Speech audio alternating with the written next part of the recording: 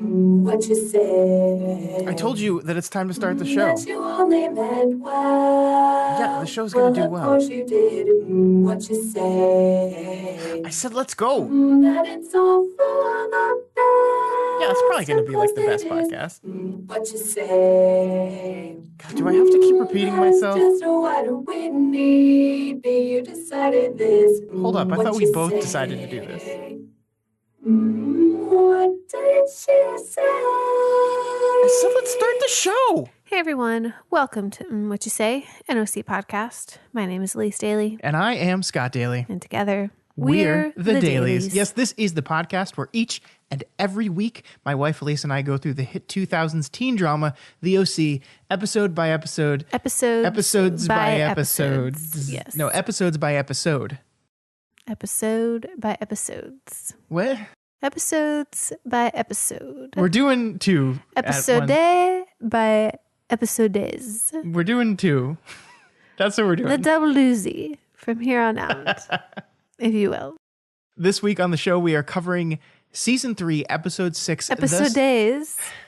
Season 3, episode Yes. 6, The Swells.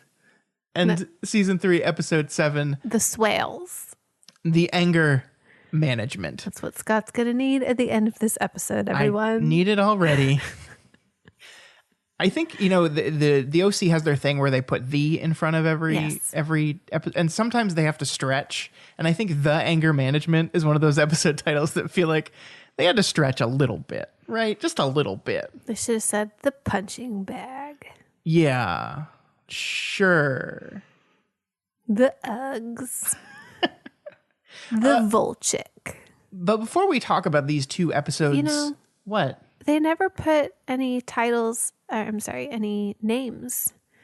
No, they did put the Nana. I was going to say they don't ever put any cast character names in the titles. I was trying to think of one that we've had other than the Nana. I think the Nana's the only one. Because they don't really ever use proper nouns in episode The titles. Ryan. The Ryan. The Ryan and Marissa. This summer. I think that was maybe one, actually. But not talking about... I think the only chance we have for that happening is with the character of Summer. Mm-hmm. I don't know. What do you think? I think it's time for us to get on with the episode. Fine. For everyone's favorite part, it's the Rosies and Thornies. Rosies and Thornies time. What is Yes. this? At least Scott, explain this to me as if I don't know what it is. It's the part of the podcast where you and I, we're going to look back on the week and we're going to talk about what's good, what's bad, our Rosies and our Thornies. And as always, we're going to start with the bad. And so, Scott, I don't remember what happened, but I want you to tell me about a date from this past week and why it was so bad, because I don't remember it, and I'm sorry. January 6th, 2021 was Wednesday, and that was the day that a bunch of crazy people invaded the capital of our country, and 5 people died. Oh, yeah. So yeah, like I don't like talking about serious things on here that often, but I think it would be disingenuous for me to say to not say that the worst thing that happened in my life this past week was someone trying to organize an insurrection against my government. Scott was very anxious. Here's the thing. Like I had pretty high confidence that these nut jobs were not going to succeed in what they were doing. But that's not even what it's about. Like, see, you told your family, they were like, something's going to happen. And you were like, no, nothing's going to happen. You're trying to talk them off the ledge, Scott. But you know what? Well, they were right. It's because it's like this crazy confluence of events where like, even if I did think people were going to go to which I knew people were going to go to the Capitol, I knew people were going to try to get violent. I never in my wildest dreams thought that people would succeed in getting inside the Capitol building, inside the Senate and House chambers, in the office of senators and congressmen.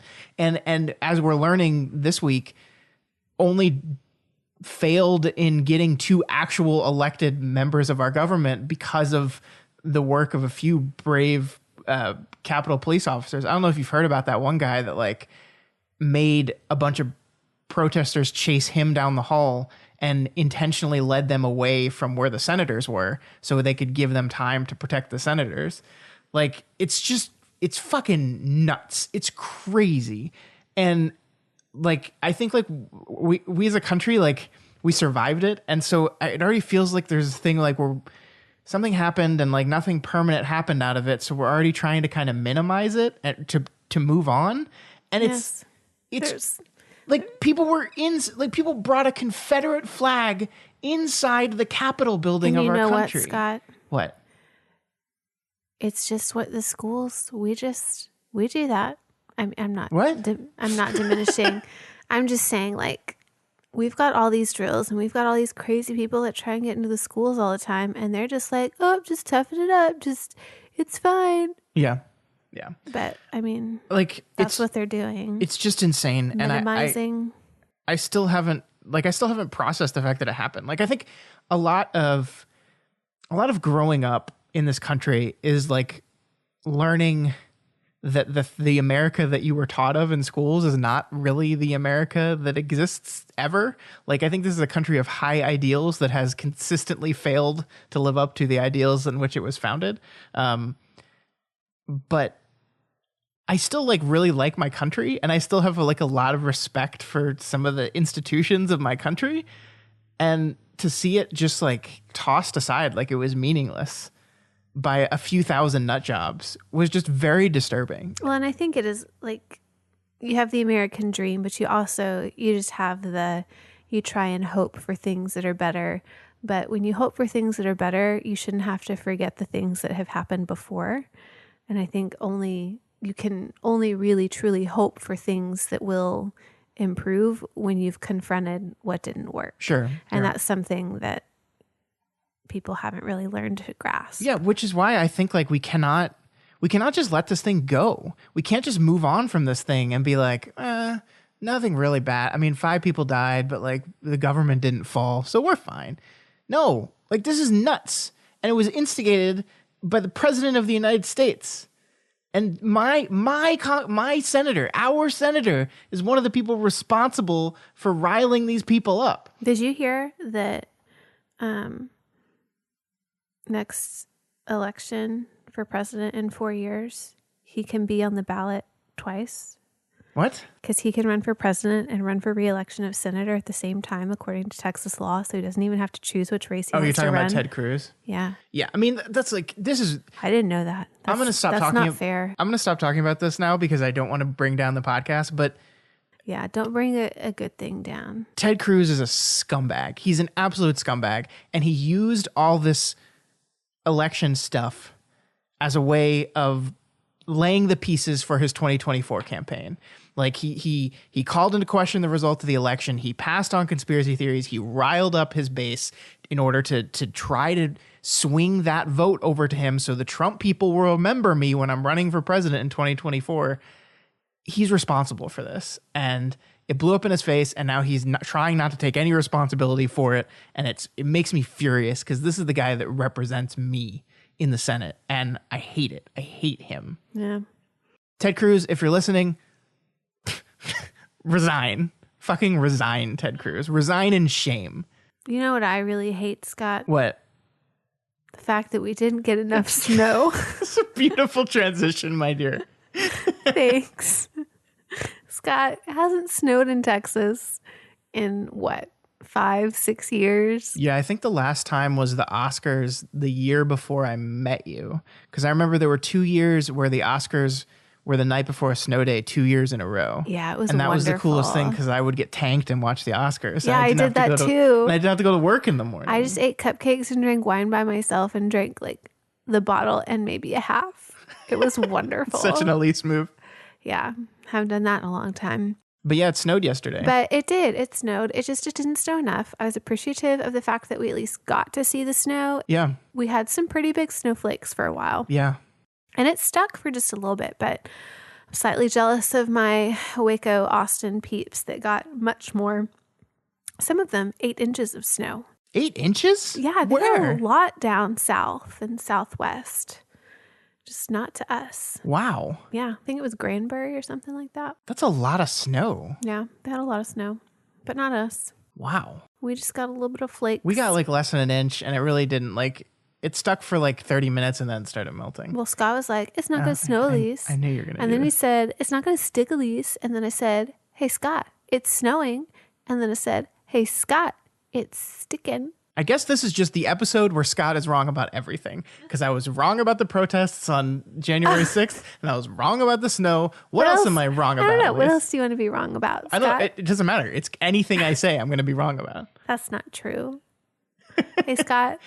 Why are you happy this week? I'm happy because my beautiful, glowing wife that I'm looking at across the desk right now has officially entered the 3rd trimester of her pregnancy. Technically, it was a couple weeks ago, but it was the Saturday after Christmas. We're catching up. We hit 30 weeks this past Saturday, so we are now we're moving into the single digits as weeks. On Saturday, when we celebrate our anniversary, we'll be down to the single digit weeks. Yeah, it'll be 9 weeks, which is the amount of time that is in a grading period when you're in grade school. Yeah. Madness. Yeah. We have a board that is counting down the days. We're down to 68 days. Got some good gifts coming on the way. Oh yeah, we got a baby shower on the way. Your baby shower is coming up at the end of the month. It's all happening. Last week we watched the birthing class videos. Yeah, that was a great comparison to January 6th. That was on January 6th.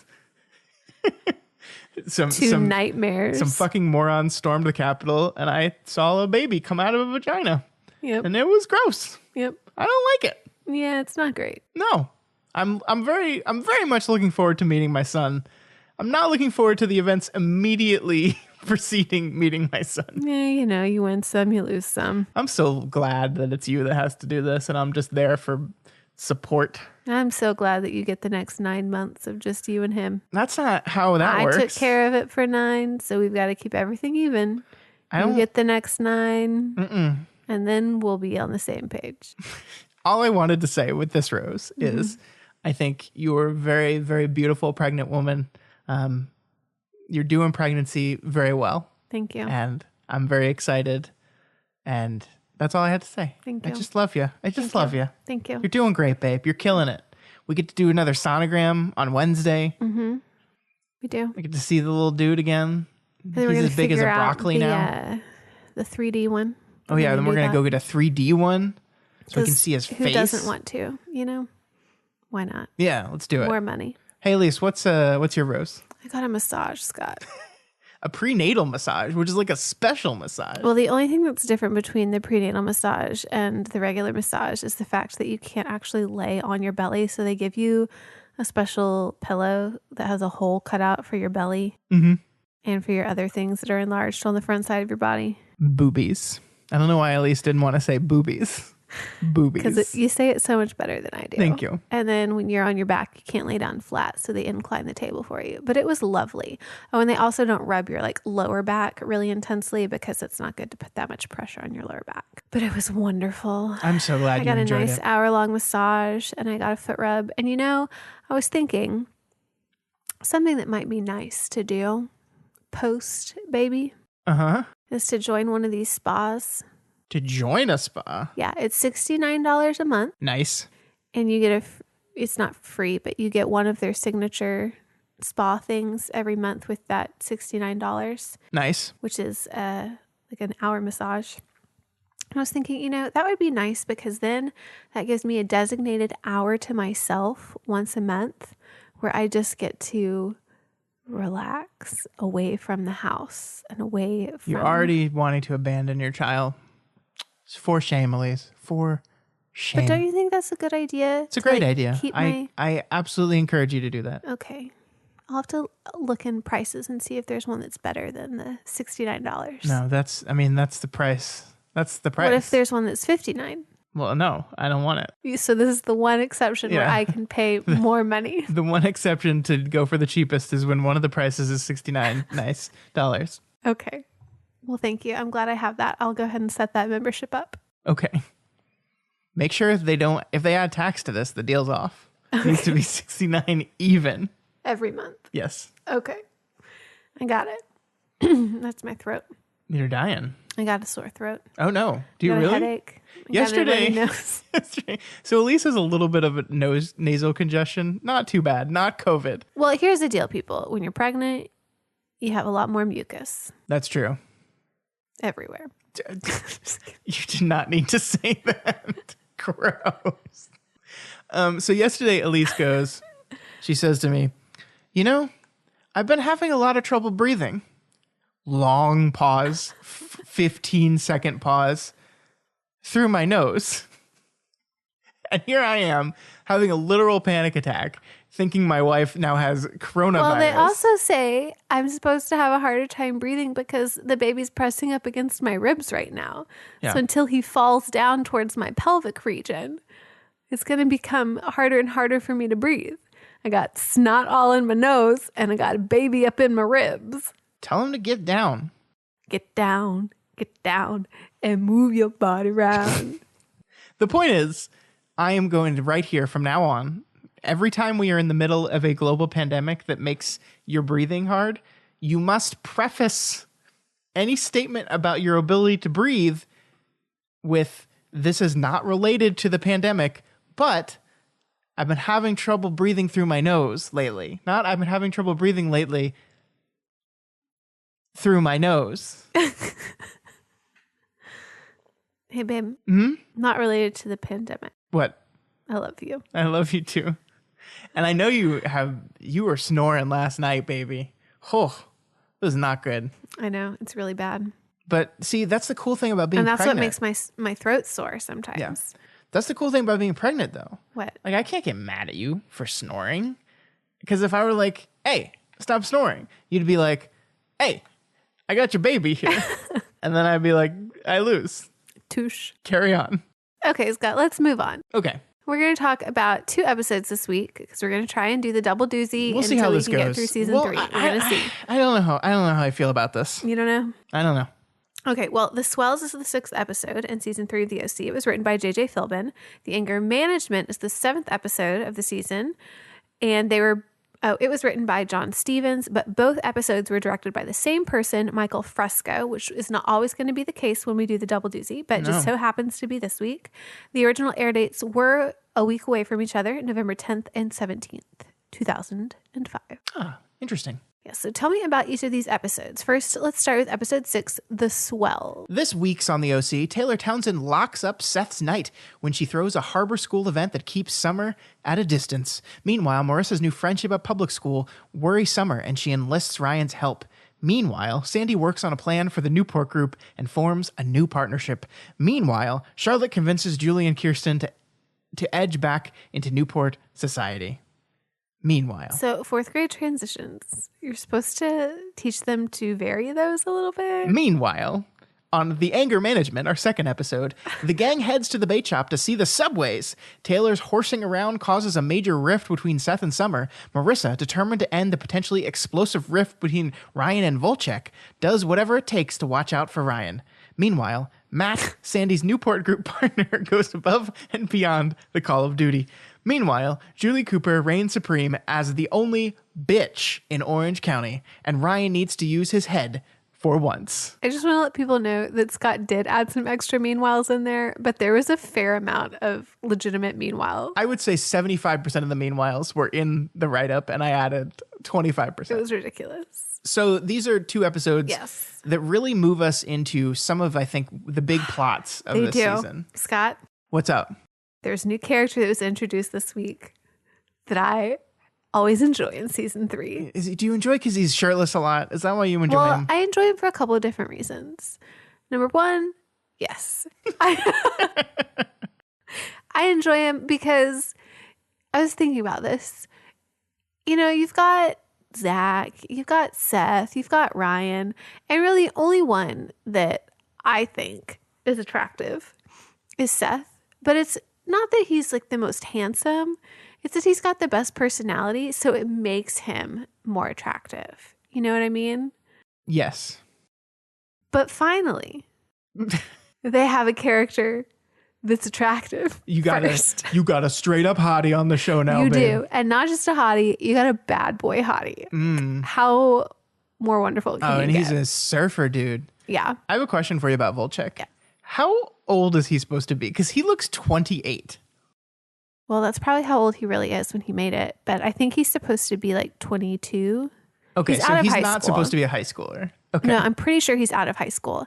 He's doing the whole like surf league sponsorship tour thing. So That he whole may thing. be like 19 or 20, but he's supposed to be, I'm pretty sure, out of school. Anyways, Volchek is very integral to season 3. I mean, I've seen that already. He's introduced here. So Volchek, And he already has broken things. he's messed everything up already. But we Broken learned. cars? But we learned, Scott. Broken bones? He's a weenie. He's a weenie? He's a weenie. He's a weenie. Volchek is a weenie. Because when Ryan came to go and defend Marissa, Ryan called his bluff. I feel like You weenie. you can't. I feel like you've moved out of weenie territory when someone breaks a bottle and then holds it up to you. Like, I feel like if you back down But from that point, you're not a weenie anymore. He went and keyed the guy's car ahead of time. So he can't say, I didn't instigate this. Weenie. This is the funniest plot line in the world to me, by the way. I think we're going out of order, but I don't even care anymore. Oh, yeah, we The haven't even whole- read about the anger management yet, have we? We did. Meanwhile. The whole show schedule is up in the air, but I don't care because in this episode, in the anger management episode, this is an episode in which Ryan, after 3 years, finally learns to not punch people when he gets angry and learns to use his head. But the way they wrote for him to finally use his head is to just pretend to be a crazy person. So instead of instigating the fight by punching the guy back and by trying to get into a physical fight with him, he just smashes a bottle and threatens to murder the guy. You want someone I'm through with him? Let's do it now. No, this is mine. Ryan! Whoa, bro, come on now. Let's not get crazy, man. You don't want to do this. Oh, you giving me advice? No, come on. Now look at them, look at me. Come on. Ryan! Stay out of it! No, he says, the only way that you're going to end this is to kill me. So he's like, you're either going to kill me or you're going to stop. Die. He's holding up a bottle. And you know what? Then we learn Volchek's a weenie. But and then later in the episode, Sandy's like, "Oh, you finally used your head." And I'm like, he fucking threatened to murder a guy. Like, just because he wasn't going to do it and he's calling his bluff. I don't know if that's the lesson we want to impart. Nah. I think it worked. It's so amazing. So what, I mean, Okay, so I liked these 2 episodes a whole lot. I really did too. So I like Volchek, and then I guess we'll have my Rosie later. You kind of cheated on your I rose. guess I did. You did a twofer. You double But- doozied on the rose. But really, I don't have to talk about the other thing, about the Volchek thing, because I just talked about it there. So Okay, so that's we're not done my with that. Rosie anymore. Okay. I'm not going to talk about the other part that I enjoyed of these 2 episodes, because that's my Rosie. All right. So then let's get to our Rosies and Thornies of the episodes, our least favorite and our most favorite things about these 2 episodes. Elyse, what is your least favorite thing? What is your thorn? Scott, we know now that Casey and Johnny broke up. Ugh. It's just, Now- I was so Now, emotionally I'm not attached. upset. I'm not upset that they broke up. Oh, okay. I'm upset that the reason, or now that they have broken up, the inevitable will occur. Ugh. You know what I mean by that. The Marissa. And that is that Johnny is going to pursue Marissa, because everybody saw it. Scott was just calling it every episode, week after week. It's so obvious. It's like, this guy likes Marissa. This guy's into Marissa. And then Volchek. First of all, he steals Casey away from You're just Johnny. going to work everything back to Volchek. And then I love Volchek. And then he whispers in Casey's ear, "Oh, I thought you were dating Johnny." Yeah. And she's like, I am. I am. Yeah. And then she responds by just banging Volchek right away. Just Yeah. the next day. I It's mean, I would. so, okay. Here's what this episode is doing. This is, You know, should I tell you? I kind of had a thing with a guy once that looked like Volchek. okay, that's terrifying because he's a very good looking man. What? You've just completely emasculated. I'm never showing my face in the world ever again. It's okay. It didn't work out. Well, he could come back. No, he's married with children. Okay, good. Good. I'm married With children. with child. Oh my God. What? Volchek is so good looking. I know, isn't he? Why are you with me? Because I love you, my Seth Cohen. Okay, so the very first episode, the Swells opens up with Marissa having a bad dream, right? She's dreaming. The show is kind of just like on episode 6 gone, oh yeah, we had this whole Trey thing. And so it goes back to the Trey thing. And PTSD. Yeah, the interesting thing about it though is it's not using the event and Marissa suffering over the event, over the shooting, over what happened, over him sexually assaulting her. It's not really using that to further her character. It's just using that as like a reason why she gets close to Johnny. Because we learned that apparently Johnny had an abusive father who one day he lost control and just beat the shit out of his dad. And so now the two of them bond because Which is why he doesn't play baseball anymore. Yeah, he had to give up because he used the baseball bat to beat the shit out of his dad. And that's the two of them bond because like no, they can't talk to anyone else. Like Marissa tries to talk to Ryan. I think one of the funniest parts of the thing is that Marissa's like chastising Ryan about how she feels like she can't talk to him about this stuff. And she's like, I tried to talk to you about this yesterday. And he was like, yeah, 3 a.m. Yeah. And all you said was go back to sleep. And I was kind of like, yeah, because it was 3 a.m. No, but I mean, what she needs to be going to therapy. What if I woke up in the middle of the night and I had a really bad nightmare and I needed to talk to you about something? I would say, at least go back to sleep. We'll talk about this in the morning. But what if I couldn't go back to sleep? Try real hard. But what if I try and then I can't? Well, then we'll talk about it. Okay. So Johnny, for whatever reason that I don't think the show does a good job of establishing, she feels like she can talk to Johnny. And so they just become like fast friends because they're like the only one that can talk to each other about the things that they're feeling and the things that they're going through. Oliver 2.0. Ugh, fucking. And Johnny, I don't know. I still don't like him. Johnny needs a haircut. Yeah, he does. I don't like him. And they're definitely like flirting with each other just in front of other people. And it's really weird. I agree with you on this. I don't like this stuff. Yeah. I don't like it. Yeah. So anyway, that was my thorn because it's just, where the storyline's going now. And I don't like it. And one fun thing about doing 2 episodes in a week is we kind of got to see firsthand how they brought up this Marissa is suffering from PTSD thing. They used that to further a plot point. And then in the second episode, they've just completely dropped it. in episode 7, it's just gone now. Marissa's fine. It's fine. Don't even worry about it. It's more about Ryan and his issues now. It's really interesting because like this show is like, it is like halfway between the true serial storytelling of old and the modern day TV, which is like, there's really no such thing as episodes, right? It's just one continuous story. And it's kind of in the middle. So like they still have distinct episodes, but they still have stuff that's carrying on throughout the season. But it's just weird when you see them just like randomly drop things like this, like randomly drop character traits because they needed them to further a story. And they're like, done with it. I didn't love it. Yeah. You know what else I didn't love? I want to know. What else did you not love?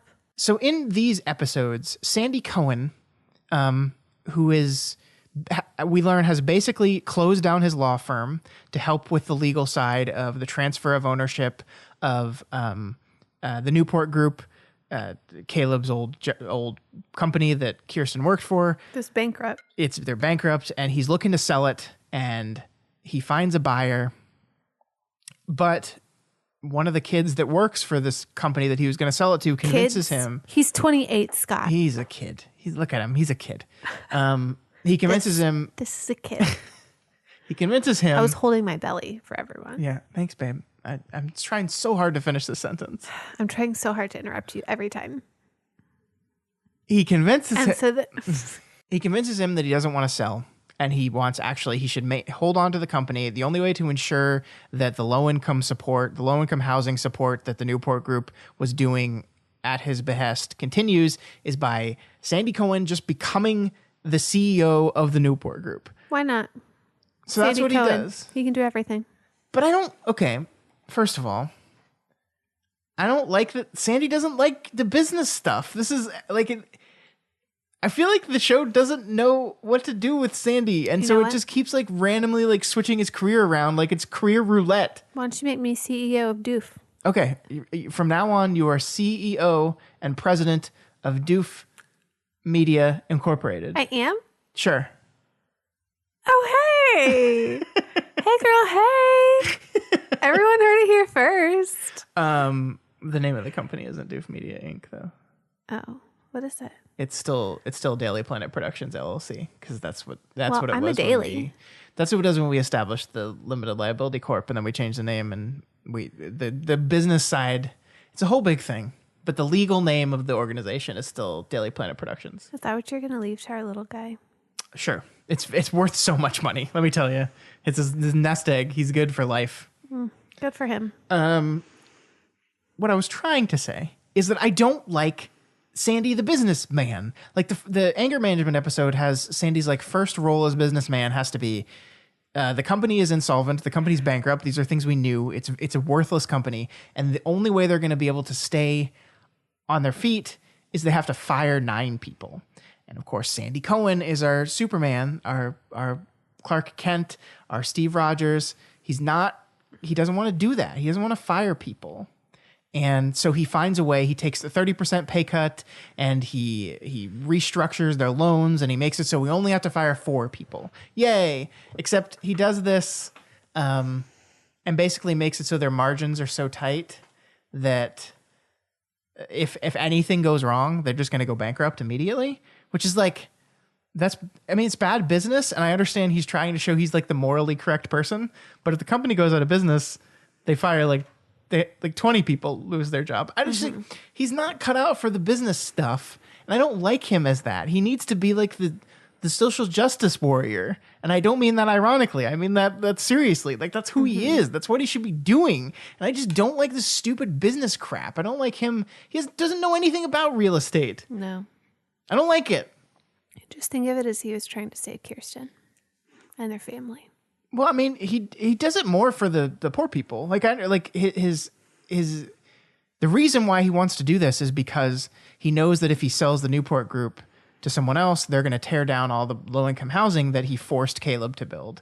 They're going to tear that down, and they're going to put up some other stuff. And so he wants a retail group in this area that is going to look out for the less fortunate. And so he decides, I have to be the one to do it. That never happens, Scott. People don't do that. No, they wouldn't. They wouldn't. The way you get low-income housing built is you have government incentivize that, so companies like that relying on the charity of companies is just not going to work. Not in this system. No, it's not. But I didn't like it. That's my point. Okay. I didn't like it, and I don't want to talk about it anymore. I'm disappointed in Sandy Cohen. Well, can I talk about what I really liked? Yes, let's do it. Okay. I think everyone's come to figure out by now that I kind of like Taylor. And I know she's annoying. And I know she's a brat. But this whole Taylor Townsend's obsession with Seth has just really made me happy. And I love it every time that I watch it because she's so quirky. And it's Seth that also doesn't know what to do because this is now a girl that's obsessed with him that he really doesn't like. Yeah, which is new for him. Which is new, and he doesn't know how to handle it. And he's also just trying to be the nice guy and help out. And then Taylor reads that the wrong way, which is what happens to all good people.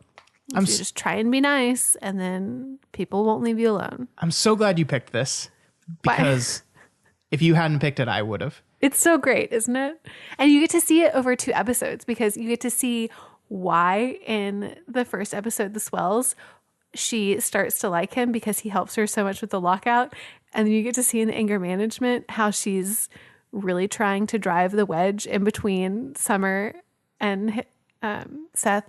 Not really successfully because they say in there that she drives a big, huge rift between them. And no, they're fine by the end of it. They were never really on rocks. Anyway, she's like, didn't you hear? I heard that Summer's going to break up with you. Where'd you hear that? I just made it up. But let me know how it makes you feel when you hear it. Taylor Townsend is like she's the best thing about the show right now. I know. I've enjoyed the show very much. I don't want to speak bad about any of the characters, but she is the absolute best thing the show is doing right now. Yeah. And I'm so glad they're leaning It's into great. it. She's hilarious. I mean, I love the show makes you feel bad for her. The lockout thing, we learn, we meet Taylor Townsend's mother in these episodes, and we learn that her mother is the fucking worst. She's a noopsie. Yeah, she's a noopsie, and she's embarrassed by her daughter, who is... Aren't we all? Yeah. Well, she's embarrassed by her daughter, who is not popular, and has arranged a mandatory lock-in for high school seniors. Oh, Taylor. Yeah, that's what 17-year-olds want to do. Trust falls. I had a lock-in in high school. Did you have a lock-in in high school? I had a lock-in in middle school. No, we had one in high school for my English, my AP class. It was actually like one of the things that people signed up for the AP class for because it was known for these teachers to make it an awesome. Yeah, you like hung out in the school all night and like read Shakespeare and you just performed it. That's when we watched, what's that one show about, or the movie about time travel? Starts with an M. There's so many movies about time travel, babe. Not Memento. The one that's like the two friends and they build a thing. Bill and Ted. No. The two friends and they build the thing. I can't think of it. You guys watched it for something for Doof. I was like, oh yeah, that's what we watched in our AP lock-in.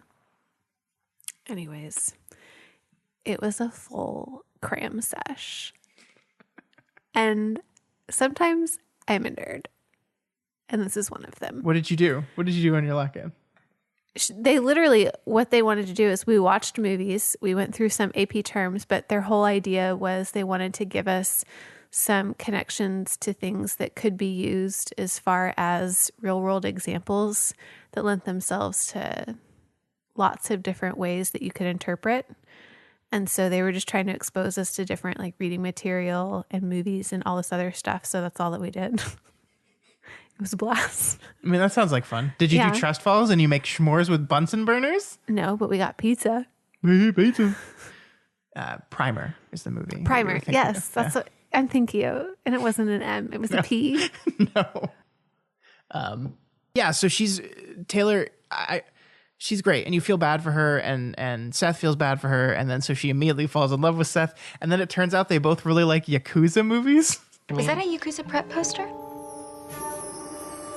Yeah, it's just this Japanese film about these prep school kids. Yeah, it's like my favorite movie of all time. I think Kenji Yamamoto was a genius. Really? Yes. Have you seen his Samurai Assassination Battles series? at the Edge of Hell. I own the Criterion collection. Oh my God. Which is just adorable. And she has Criterion collection. Yeah. Did you like Oh, go a little? I heard it. Did your heart skip a beat when you heard that? You're like, oh my gosh. I think. Do I like Taylor Townsend? I mean, the answer is 100% yes. I love that scene though because like the next thing he asks is, "Do you like comic books?" Do you like comic books? Comics are geek whacking material. But look, Seth, I mean, it's obvious that we are soulmates. She just, without like skipping a beat, just says that. I feel like she said Criterion weird though. I feel like she said it as like I could tell that this is not a word that this person has said very often because she's like, I forget how we'll play it in the episode, but she says a little weird. Probably like the first time I heard it and I didn't understand what it was. But I don't know. Like I love her. I love her interaction with Seth. I do love that the show treats this whole, oh no, she's going to drive a wedge between Seth and Summer thing as a joke. Like it never seems like they're actually in any danger of actually messing up their relationships because we've had plenty of times where another person gets in between our Seth and Summer dynamic. That's happened so many times throughout the show. And it's never played as jokingly as it is here. Like I just never felt afraid. Like there's that wonderful scene where he apologizes for lying to Summer. And he says, it was totally my fault. It was not your fault at all. And she's like, well, you know what was my fault? And then just smacks the shit out of him. Listen to me. Nothing happened at the lock-in. And yet you still felt the need to lie about her being in your room? Because I knew how you react. Not that it's your fault. I'm saying it's my fault. It's definitely my fault. You know what is my fault? What? That. Ow! That's a hilarious scene. And you just like... I've never worried. I was never worried. And then the scene at the very end when he tells Summer the truth and like tells Summer, look, Taylor Townsend thinks that you're her friend. And then they both kind of start to feel bad for her. And it's just like, I hope they actually legitimately befriend her, because I just feel bad for her. She's got to tone it down. She's like up here. She's got to take it like down here. But like, I'd watch some Yakuza films on Criterion. I think that's how she says it. With Taylor Townsend. Well, you do that, babe.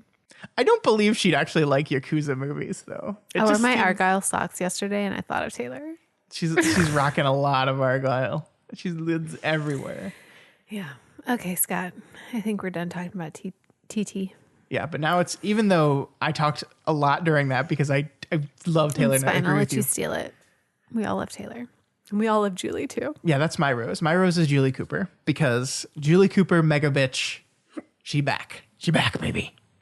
In this episode, stupid Charlotte begins to use Julie Cooper for her evil schemes to rip a bunch of people off. And then by the end of our first episode, Julie Cooper finds out who Charlotte is and then agrees to kind of go in on the scam with her. And then you're like, no, Julie, no. Julie needs money. Julie's desperate. Yeah. But then by the end of this episode, Julie's conscience. Hey, TT.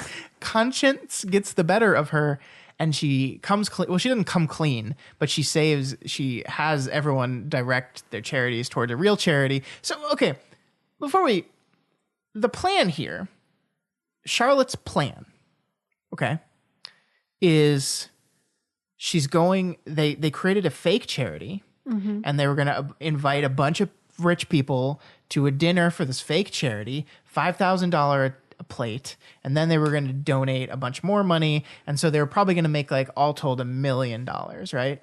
Yeah. And then she was going to skip town with her half of the money, or she's probably going to take all the money and like, yeah, she's planning to take all the money. Yeah, she's going to take all the money and make Julie take the fall. Like 100%, that's what's going to happen.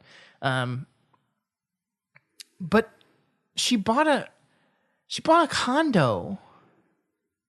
Yeah. So, I mean, here's the thing: is she could just like just bail on the mortgage, because I'm assuming she didn't buy the condo outright. I'm assuming she took out a loan to buy, so she could just bail on the mortgage. But like, we just bought a house. You gotta have ID and like credit checks. An ID. You gotta have like extensive credit background. Like, banks just don't hand people money. I still don't understand how she bought this fucking condo. And if she bought it with cash, again, it probably cost at least as much as she's making off of this scam. I don't get it. But that's besides the point. It's besides the point, because the point is that Julie Cooper gives the most epic Julie Cooper speech ever in this episode, and I wanted to stand up and clap for her. You do it right now. You can stand up and clap. You're still sitting. You could have pretended that I wasn't They can't see me. You could have lied. Okay, well, stand up you this time. You sold me out. Stand up this time. I'm not going to stand up. I'm not going to do it. I wasn't going to make you stand up. I just wanted you to pretend to clap again. Oh my God. Okay, I got you. Now they're not going to know. No, pretend we... Okay, I'm standing up now. Ah, yes. All right, now I'm just going to sit back down. Oh, yeah. All right. This is a good chair. It's always good to return to your chair. Yep. So Julie Cooper is my rose. Okay. Great Julie Cooper episode. The thing I'm really interested in is what happens now with Julie Cooper. Is Charlotte gone? I doubt it. Like, we see that Julie calls Charlotte's bluff about calling the cops, but there's no way Charlotte's just going to give up on this. She's going to be mad now. We shall see, Scott. Because they bought plane tickets to Puerto Rico. The dollar goes farther there. It does. The dollar goes farther there. I don't know. I mean, I get like this con. I don't know about it. There's Charlotte. I hope she ends up in prison or shot. Ooh, Julie Cooper. Oh, Julie Cooper has to shoot someone. Oh, yeah. We need more murder on this show. Julie Cooper. One gun wasn't enough. Shoot her in the face, just right in the face. My gosh, such a violent man, Scott. Let's talk about patterns of other things. Blood patterns? Blood. Blood spatters? Yes. So we're going to talk about your style section for 2 episodes, please. Come on, Scott. Tell me about the style in the OC. Hey. You don't have much. No, we had 2 episodes, but in our second episode, Anger Management, it takes place at another charity event. So everyone's just wearing fancy dresses. And like we've seen 1,000 fancy dresses on the show. And I am sick of talking about fancy dresses. Okay. So I decided not to talk about that. And what I wanted to talk about was how they continue to dress Summer Roberts like Elyse Daly. It's true. This is such an Elyse outfit. It's very true. She's wearing a long floral dress, but here's the thing: Summer, they're really going muted colors with Summer. Mm-hmm. They're like, she used to be very bright, very beachy type of outfit, very beachy type of vibe, bright colors. And they've wanted all the attention drawn to her. They've really toned that down. She's wearing in this episode. She wears this long, like it's a brown dress with a floral pattern on it. A little bit later, she's wearing a gray dress. Like it's I think the point here, if I had to guess, is they're contrasting her with Taylor Townsend, because Taylor Townsend right now is the one who's wearing argyle. She's always wearing pink or light blue. She's wearing very bright colors. They're comparing the two. Also, what? Letting her personality be the shining star. That is true. Yes. She's not taking off. Because they have really had her personality be a high point of the season so far. She got this brown dress. She's got bootsies on underneath. That's a total Elyse bootsies. move. That's a total Elyse move right there. And she's got this big fucking bag. Look at the size of this bag. It's a hobo bag. Look, I can't believe it's called that. I hate that name. Okay. Then I want to talk about this little thing called capris. Oh, they put Taylor in the capris too much. It's so bad. You forget, and then you realize that the camera had it cut off, and you're like, oh, you don't look that bad. And then it cuts back to the knees, and you see... It looks so bad. It looks so bad, especially in the brown argyle sweater she's wearing. And then you cut down and she's wearing these. I never liked the capri thing, especially the khaki capri thing. I just was not into it. I did not like when it was like, I feel like all girls for this time period were wearing capris like all the damn time. Yeah. I do not like it. It looks bad. But her mom never said anything about the capris, just about them low risers. Yeah. It was bad. It was real bad. And then the last thing I wanted to talk about, Marissa's wearing these blue Ugg boots. Yeah. First of all, I don't like Ugg boots at all. Second of all, I don't like blue Ugg boots worn over blue jeans. I think it looks terrible. You're not with me on this one. Let me tell you. Okay. What's her name? Misha Barton. Misha Barton's very tall. Mm-hmm. And what's his name? Who plays Ryan Atwood? Ben McKenzie. He's pretty average to short. Therefore, they have very minimal flat shoes that they can put Marissa in. Okay, so this is what you're saying is here. The reason this is okay is because she's tall. No, not the reason it's okay, but the reason that they chose these shoes is because we need flat shoes. They're flat shoes. We've gotten these. We've used these. Don't use blue ones on blue. Blue on blue. No, it's never good. No blue on blue. You've worn blue on blue before. Yeah, I don't go outside when I do that. Are you sure? Yeah. When I'm wearing blue shorts. We're going to put little guy in blue on blue. What? We're going to put little guy in blue on blue. Where? What's blue on blue? I haven't seen any blue on blue. I'm going to find some blue on blue. I don't like it. I won't. I'll put a jacket on him. I'll cover that blue. It'll be blue. Damn it. Blue on blue on blue. Stop it. Blue. Stop it. All right. That's all I had for style. Okay. That's it. That's pretty good. Yeah. All right, so we're going to move on to relationship status next, and we've got 2 whole episodes to move through. Okay. So first, we're going to start with Sandy and Kirsten Cohen. Okay. Last time we spoke, they were at a 9 out of 10. Mm-hmm. So these two seem to be going steady. They help each other out around the kitchen, enjoy morning cups of coffee together, and when the kids have gone, that's when they enjoy the coffee. Sorry, I said that wrong. And then they want to support each other on their business ventures. So life seems to be pretty good for the Cohens. So I'm actually going to bump them up, Scott. We're going to give them a perfect score right now. A perfect... A 10, I mean, a Scott, 10? It's just, there's nothing really bad that's happening. A 10. I know. I don't know what to do. I can't just keep 10. them at a 9 whenever they're just doing really good and enjoying each other's company and happy that they're spending time with each other again and cooking in the kitchen like they are. I do want to point out here. What? As we move on to Summer and Seth, that I did give them a 9.5 last week, not a 9. You wrote a 9 here. You didn't put 0.5 because I didn't do anything to the numbers. I did. No, you didn't. I did it. No, you didn't. Are you calling me a liar? Yeah, I am. So last week we gave them a 9.5 out of 10. Summer and Seth have worked on their trust of each other a lot over the past few seasons, and these episodes show how communication is key to trust. Taylor tries to drive a wedge between the two of them, but Seth learned that honesty is the best policy. Finally, Seth. Of course, he learns that after lying again. How many times has she said, "But don't you ever lie to me again"? And he says, "I won't." And then he does it again. Yes. They still seem very happy together at the end of this episode, and maybe joining forces on team Make Taylor better. So do you want to give him a 9 6/10? I'm going to give him a 9 and 7/9, actually. 9 79/100? No, 9 7/9. 9 7 Yeah. tenths? No, 7/9. It's not possible. What do you mean it's not possible? So you're not a decimal anymore. No. You just turned to a 9 and 7 out of 9 is what I'm going to give Why them. would you do that? Why not? Because we're working on the base 10 system here, Elyse, Scott, with decimals. I hate to break this to you 3 seasons into this whole thing we're doing. These numbers don't matter. We're making them up. What do you mean numbers don't matter? Numbers matter. Numbers are the only thing that you can use consistently throughout each language. Everyone knows the number 9.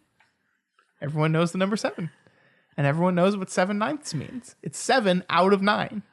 Scott. What? 9 and 7/9. I don't like it. I don't like it. It's too late. I've already done it. Fine. 9 and I'm just going to move on like we didn't even do it and talk about Ryan and Marissa. Last week they were at a 5 out of 10. This week Ryan and Marissa, on the other hand, have not quite figured out how to trust each other. And Ryan seems to doubt Marissa's relationship with Johnny, but so does Johnny's girlfriend Casey. Ryan comes to quote unquote save Marissa from Johnny and ends up getting himself into trouble with the new Newport goon Volchik. Marissa continually tells Ryan how proud of him she is because he refuses to get into a fight with Volchik no matter how hard he tries. So I'm going to give him one whole point, a 6 out of 10. Remember when Marissa tries to buy Volchik off? Here's a $4,000 watch. Stop picking on my boyfriend. Oh, okay, that's going to work. It doesn't. Yeah, no. Not for them. Okay, tell me about Seth and Taylor. Seth and Taylor, new obsession alert. They are not a couple, but Taylor sure does want them to be one. She is laying it on thick and just so happens to have some of the same interest in anime. It's not anime. It's not anime. I didn't know what it was. It's a Yakuza film, so it's not animated. It's just Japanese films. Well, you know what? I'm with Summer on this one. I have no idea what these are.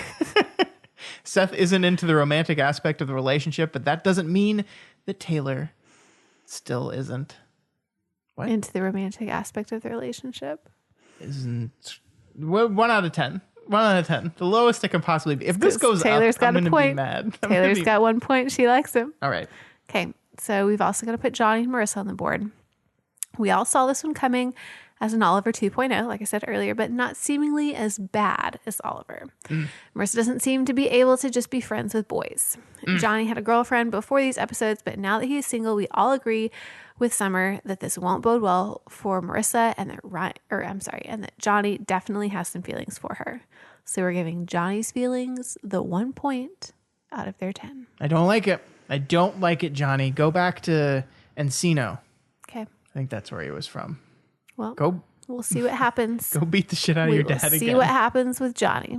Next week on the 2 episodes. Whoa, you just moved right on to the next section. No transition there at all. I was trying to, and then you interrupted me. We'll see what happens next week on the 2 episodes that we watch, 3.8 and 3.9, the game plan, and the disconnect. The disconnect. Anything you think is going to happen in either of those? I don't know. Honestly, I'm at the point in the season where I just don't know. I don't know what we got next. Okay. I don't know. Taylor's going to continue her Machiavellian plans, but they're not going to work because it's silly. I don't know. Don't know. Okay. Something Charlotte. And then there's going to be a disconnect somewhere. We'll see. That's all the time we have for you folks this week. If you like Whatcha Say, you can check it and all of our other shows over at our website, doofmedia.com. Also, you can consider donating to our Patreon at patreon.com/doofmedia. But we understand that not everybody is able to give financially at all times. And so there is something that you can do without having to give any money. What's that? And that is if you are listening via Apple Podcasts, head on over there, drop us a rating and a review. And that is just as much appreciated as long as we get all those 5 golden stars. Yeah, if you give 5 stars, that it's more appreciated. No. Please give us, review us. If you're not going to give us 5 stars, don't even bother going over Don't there. even bother. It's all or nothing. Yeah. Because I want it all or nothing at all. I want the world. You went with a whole different song than I did. The whole world. I want keep going. The stars. I want all 5 stars. I want to... What? We'll see y'all next week. Bye.